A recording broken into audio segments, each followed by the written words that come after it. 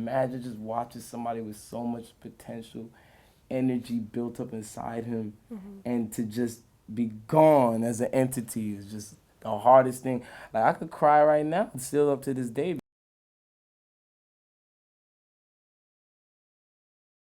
So you touched on your friend STEEZ, Yeah. and I know that you've lost him. Yeah. How did that impact you guys as a collective, and how did that impact you musically? Well, that's like, you want to know what it is?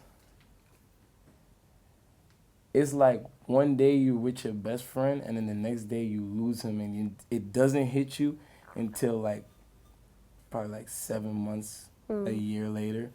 And just like a Christmas will never be a fun thing for me, because that was basically around the time that he died. So it's just like, I can never forget him ever in my life, because just of the fact that in that moment, like, imagine losing a loved one in a time of happiness. Like, it's kind of like, Just removes from that happiness. it's a double-edged sword. It cuts you both times, you know what I'm saying? So it's just like, I don't know. I still don't even really believe that it's real, you know, because just of the fact that it was just like, imagine just watching somebody with so much potential, energy built up inside him, and to just be gone as an entity is just the hardest thing. Like, I could cry right now, still up to this day, because it's just like, it's not a joke. It's like, people think it's a joke. Or people would try to say on the internet, like, oh, it's some type of, they're getting famous, so they try to, like, I don't even understand how people could come up with those type of theories when it's a best friend. Like, imagine if your friend died. Would you want people to be talking about you killed them just to get famous? Like, I hate things like that. I feel like the internet nowadays gives too much people leeway to say whatever they want. Yeah. When it's like, sometimes you just gotta hold your tongue and respect the fact that that artist has broken the chain of depression from his best friend just dying. Like, you know what I'm saying? And this is why we don't really even try to, like, even tend to the comments or even try to speak on things like that, because people will never understand. It's past just music. People think it's like in the musical world and the industry. It's past that. Like, it's a whole spiritual connection. At the end of the day, that's like the leader of something dying. And then what are the other people forced to do? All become leaders. So it only made us become stronger. But at the end of the day, we always honor him. If you go to my show, Nick's show, Joey's show, CJ show, there's always a little segment for STEEZ or something of that nature. Nick just dropped a project, which is the title.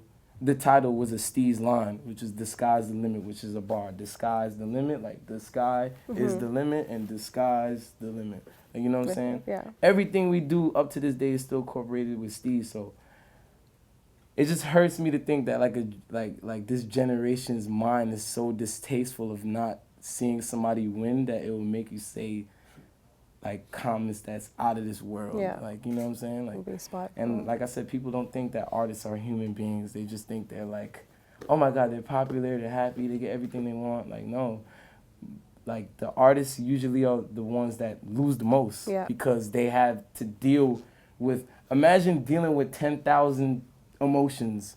That's basically what you're dealing with, because especially if you're trying to bring your people with you, right? Like, you're trying to bring your people with you. So imagine bringing somebody that had an ulterior motive, like didn't want to, like, was just using you, and you can't differentiate like the two after a while, because you're getting so popular at the point, like, because that's what all you wanted to do was to become popular, make your music, and really preach to the world, that you lose sight of differentiating from, like, yo, who's here for me and who's not. You know, I feel like artists don't get enough credit of how much stuff artistically they get on their craft, and mentally and spiritually and human being wise. Like, do you feel like that makes you a lot more paranoid, like with new people that you invite into your life? Like, I could keep it real with everybody. I don't like parties. I don't like a lot of people being around me. It's not like anxiety, but it's just like when I know there's like mad people around me, like, or just a lot of people around me, I feel like somebody's gonna steal something from me. I'm from the hood, so it's like a hood thing. It's like, if I feel like there's too much things going on, I'm want to get out. Like, I can't stay in area. Like, even when it's like parties that, like, my management is even telling me, like, oh, it's gonna be a good opportunity. Like, I'm there for like about 30 minutes and then I'm over it and I just want to leave. Like, you know, I would never say that I would shun myself from a fan though. Like, just in South by the other day, like I had only 2 shows and I was just walking around, chilling with fans, relaxing. Like, it don't really be a thing with me. There's not no barrier of weirdness. Like, oh, like I need 3 securities blocking me from people that love me. That doesn't make any sense. Like, you know what I'm saying? Like, I'd rather just chop it up with you. It's just that like fans don't know the boundary. Right. Like, they pass Get a the bit boundary too level because once they feel like it's cool, they're like, oh yeah, let me ask them this. Let me go this far. Let me go this farther. But that's why I always show respect for the people that just show their respect and keep it pushing because they know how much you got to deal with. You know what I'm saying? I never want to shun away from, like, telling the fans what's up or being too paranoid for a fan. Like, I would never want to do it. It's just in my own head, like, I just don't like a lot of people. But if you're giving me good vibes and you're not stepping over the boundary lines, you could chill with me. We could go to the store. We could do whatever you want. Like, it don't even matter. I've been chilling. I chill with fans to a point, like, we on the beach and stuff like that. Like, it don't even matter to me. Like, because at the end of the day, every conversation sparks an idea that could be better for the future. So imagine you talking to a fan and it's just like he tells you and him have such an inspiring conversation that you make the best album of your life. At the end of the day, Kanye made the best album with Dark Twisted Fantasy because of a girl. Yeah. You know what I'm saying? Like, that's what I'm trying to say. Like, artistry deals so much with life that it's like, if something bad happens, it's gonna affect your musical career. Like, that's why I'm going back to when STEEZ passed away. It's like, it was hard for us to make music at that point. Like, that was one of the people that had the verse first. Yeah. Like, was like, yeah, I got one already. Like, you know, it was one of the people, like, you know, like, that's what I'm trying to say. Like, I try to tell people that, like, being on the other side of the window, like, I remember when as a kid, I used to look at tour buses like, damn, like, I wonder what's on the other side of that window. And now that I'm looking on the other side, it's just like, it's the same thing. Yeah. Like, ain't nothing different. It's just that everybody knows you. Everybody could affiliate you with something. So it's just like, you know, but that also could be the bad thing because then when they affiliate you with something, it's just like, there's fans that really think that they know the artist through music so much that they defend the artist like if it was like their brother. Like, yeah. You know what I'm saying? Like, but this is all things happening in the new generation of things just because of social media being so accessible in every single way. Think about it like this. All right, if Nas was to drop a record, Illmatic, right? Drop Illmatic. Back then, you couldn't go on Google and find how he looked. No, like, of course not. You just gotta listen to the music here on Hot 97. Like, damn, new Nas. I don't even know what he look like. Wow. You could pass him in the street, don't even know that's Nas. Nowadays, it's like, new artists come out. Oh, word? Google him. And you know everything about him in that instant. You know what I'm saying? Like, it's just like, internet, like, and I like just going into conversation in general. I like having conversations. It's fun for me. But it's like, internet is like coming to such a point where it's like, it's now a business. We got streaming. Like, soon there's not even gonna be CDs. It's gonna just be flash drives. You already see the new laptops. They don't even have CD ports no more. Yeah, I thought that was the strangest thing ever. Yeah, no, strangest. It's crazy. But then for all the producers out there, all your plugins still come on CDs. So what's the point? Shout outs.